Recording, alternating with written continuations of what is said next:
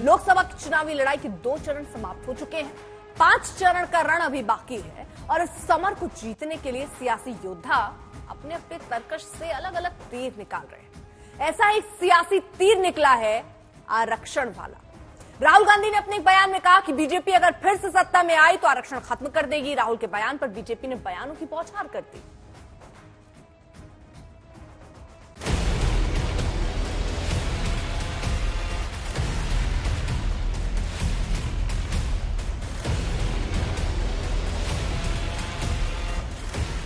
लोकसभा के चुनावी दौर में एक मुद्दे पर शोर बार बार उठ रहा है। एक ऐसा मुद्दा जिस पर सत्ता पक्ष और विपक्ष दोनों ओर से हमला तेज हो रहा है। ये मुद्दा है आरक्षण, जिस पर छिड़े रण से हर कोई वोटरों को साधने की कोशिश में जुटा हुआ है। कोई आरक्षण छिन जाने का दावा कर रहा है, कोई SC, ST, OBC का हक मुस्लिमों को देने की साजिश का आरोप लगा रहा है। तीसरे चरण के चुनाव से पहले यह मुद्दा फिर सुर्खियों में है। जुबानी जंग तेज है।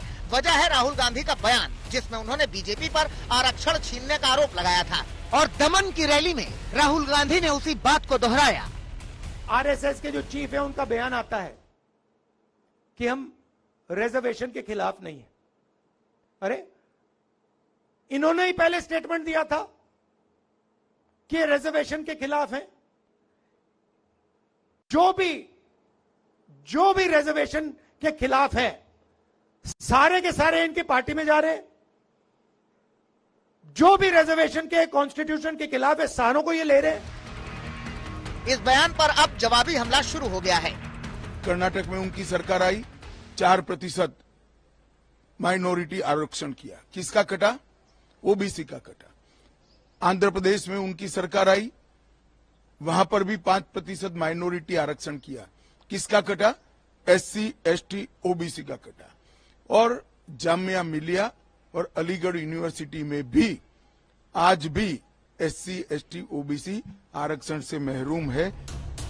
बीजेपी अध्यक्ष JP नड्डा ने भी खुलकर कहा कि कांग्रेस समाज में SC, ST, OBC का हक मारकर उसे मुसलमानों के खाते में डालने की कोशिश में है।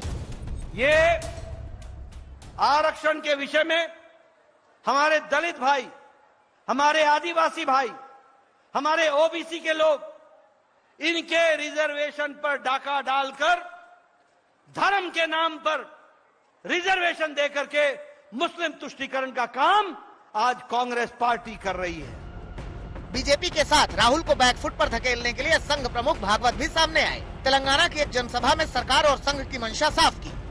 जब से आरक्षण आया है तब से संविधान सम्मत सारे आरक्षण को संघ पूर्ण समर्थन देता है और संघ ये कहता है कि आरक्षण जिनके लिए है उनको जब तक आवश्यक लगेगा या सामाजिक कारणों से दिया गया है वो भेदभाव जब तक है तब तक ये आरक्षण जारी रहना चाहिए।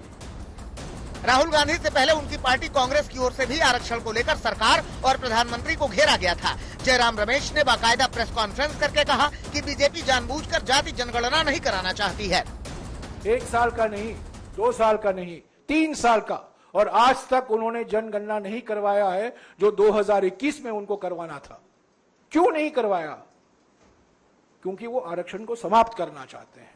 वो नहीं चाहते हैं अनुसूचित जाति और अनुसूचित जनजाति की आबादी जो है उसकी जानकारी हम सेंसस या जनगणना से हम हासिल कर सकते। चुनावी जंग में अब सहयोगी पार्टियां भी कांग्रेस के दावे का समर्थन कर रही हैं। भारतीय जनता पार्टी देश का संविधान खत्म करेगी, चुनाव को खत्म करेगी, आरक्षण को खत्म करेगी, क्योंकि देश बाबा साहब डॉक्टर भीमराव अंबेडकर जी के संविधान को मानता है। भारतीय जनता पार्टी भागवत जी के संविधान को मानती है। जागिए और देश का संविधान बचाने के लिए, आरक्षण बचाने के लिए, वोट की ताकत बचाने के लिए अपना वोट। हालांकि प्रधानमंत्री कई रैलियों में कांग्रेस पर आरोप लगा चुके हैं कि कांग्रेस की सोच हमेशा से तुष्टीकरण और वोट बैंक की राजनीति की रही है, जिसके एवज में कांग्रेस SC, ST के आरक्षण में कमी करके मुसलमानों को आरक्षण देने की हिमायती रही है। फिलहाल मतदान का 5 दौर अभी बाकी है और ये भी तय है कि आरक्षण जैसे संवेदनशील मुद्दे को भुनाने में सभी पक्ष एक दूसरे पर हावी होने की कोशिश जरूर करेंगे। आज तक ब्यूरो।